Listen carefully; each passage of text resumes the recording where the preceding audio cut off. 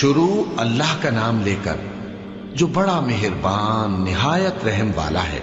جو چیز آسمانوں میں ہے اور جو چیز زمین میں ہے سب اللہ کی تسبیح کرتی ہے۔ جو بادشاہ حقیقی ہے پاک ہے، زبردست ہے، حکمت والا ہے۔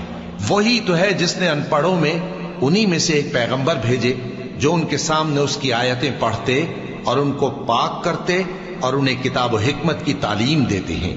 اور اس سے پہلے تو یہ لوگ کھلی گمراہی میں تھے، اور ان میں سے اور لوگوں کی طرف بھی ان کو بھیجا ہے جو ابھی ان مسلمانوں سے نہیں ملے، اور وہ غالب ہے، حکمت والا ہے۔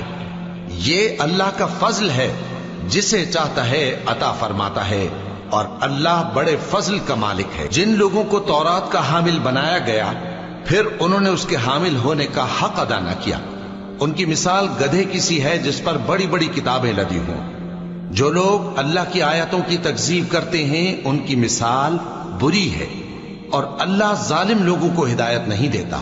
کہہ دو کہ اے یہود، اگر تم کو یہ دعویٰ ہو کہ تم ہی اللہ کے دوست ہو اور دوسرے لوگ نہیں، تو اگر تم سچے ہو تو ذرا موت کی آرزو تو کرو۔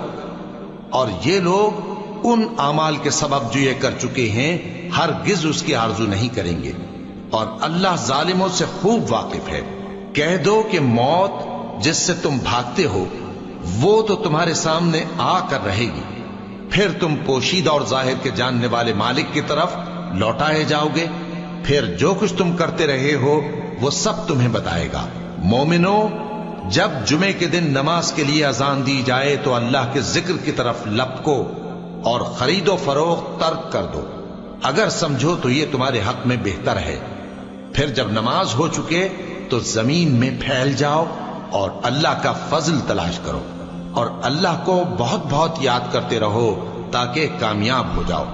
اور جب ان لوگوں نے سودا بکتا یا تماشا ہوتا دیکھا تو ادھر بھاگ لیے، اور اے نبی صلی اللہ علیہ وآلہ وسلم تمہیں خطبے میں کھڑا چھوڑ گئے۔